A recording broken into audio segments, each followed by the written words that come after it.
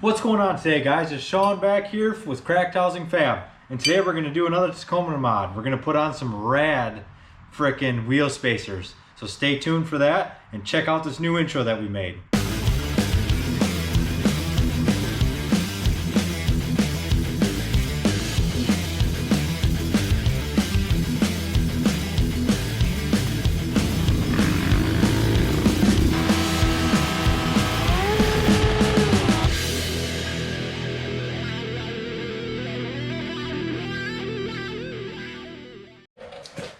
Alright guys, so yeah, today we're going to put on some wheel spacers on the Tacoma.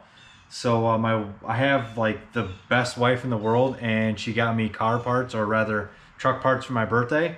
So I'm super stoked. I can't wait to put these things on, add a little bit more offset to the wheels on this, and yeah, we'll see how it turns out.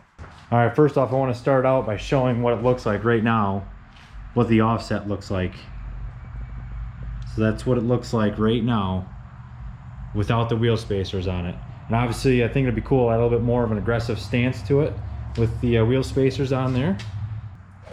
Alright, so we have a set of Spidertrax off-road wheel spacers, or adapters, I guess, whatever. It's not technically an adapter, but these are the hub-centric style. There are some people that are a little bit leery about putting wheel spacers on their vehicles. I would not buy wheel spacers that are not hub centric, and what that means, and we'll see this once I get the wheel off, it'll actually sit on that center hub on the inside of the rim there, and that way everything stays true and you don't get a vibration or a weird off center look to it. So step number one, obviously, take the wheel off.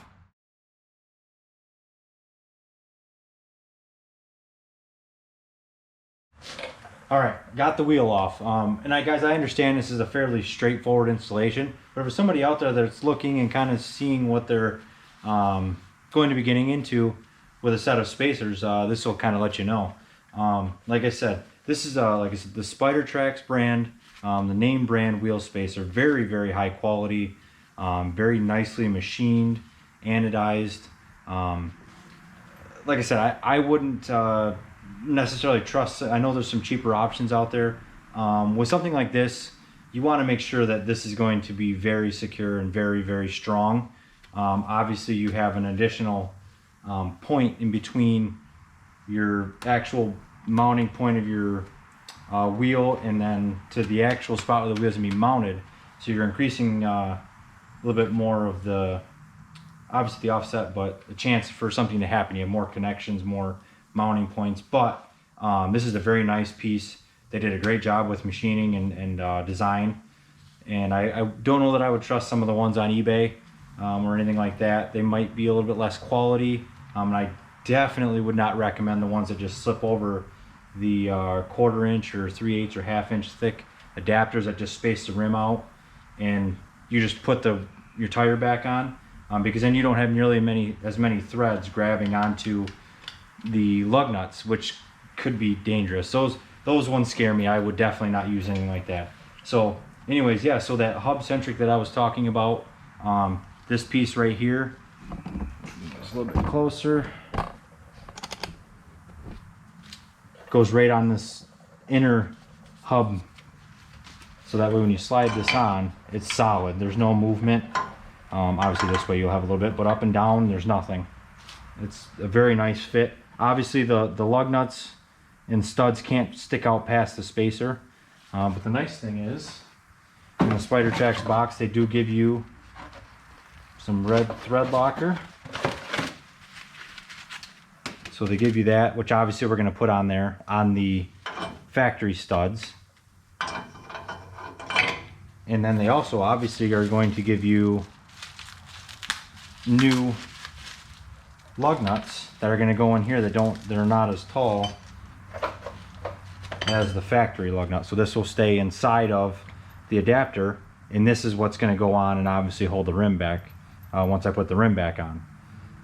So yeah, next step is to go ahead and put some thread locker on there and run these down. They call for 90 foot-pounds of torque. Now this is for the first generation Tacoma. This may vary greatly if you're having different truck or car or whatever.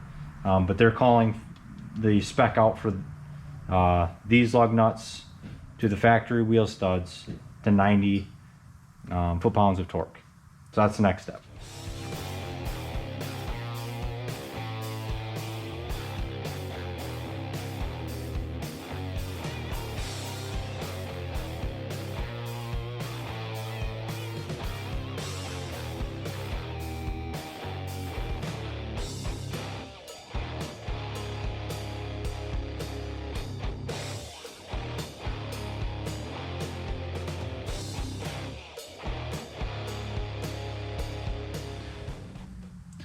All right, I went ahead and crisscross pattern, tightened these all the way up in a few stages up to 90 foot-pounds of torque. I threw the factory lug nuts on so I could put the pry bar in there. That way I don't mar up the threads on the adapter. And pretty straightforward. Now they do recommend after, I believe it's 50 or 75 miles, to pull the tires back off and double check to make sure that they're still tight to 80 foot-pounds. So yeah, so once I drive it for a little bit, maybe I'll drive it to work one day and then I'll double check and make sure that these are good and tight, because you do not want these things loosening up. That's a bad day if that happens. So next step, I'm gonna go ahead and throw the tire back on.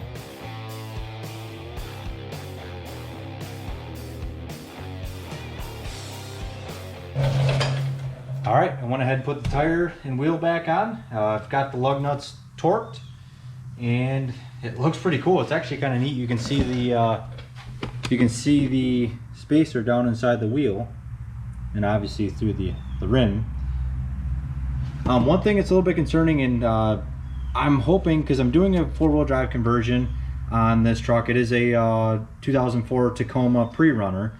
I'm going to be doing the four-wheel drive conversion on it, and I hope that the center lock, or the lockout, will fit through here. I think it will. I'm hoping that will work. I do have the parts, some of the parts. That's the transmission right there, transfer case on the ground, drive shaft over there. I'm still working on getting a few more parts for that, so stay tuned. We're going to be doing a full video series on that as well. Also, if this is the first video you're seeing from us, I did an add-a-leaf in the rear. That video is on our channel. I'll put a link up in the top corner, and we'll have that link there. That way you guys can go check that out if this is the first video you're seeing from us. So I'm gonna go ahead and get the rest of the tires and spacers put on, and I'll show you the end result in a few minutes.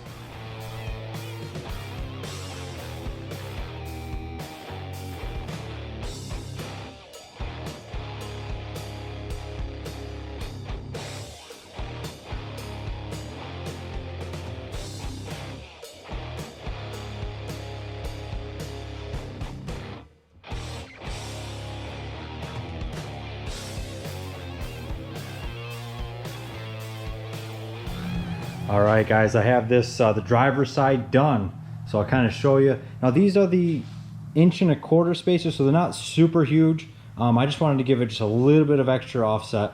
I didn't want to go crazy, but yeah, I can kind of show you how it looks. So definitely has a little bit more of a offset. The tires stick out nice. It looks a little bit more aggressive. Go back here. The back, you can definitely tell. You know, it sticks out basically all the way to the fender flare now. Turned out pretty good. I'm happy with it. Yeah, so that turned out really cool.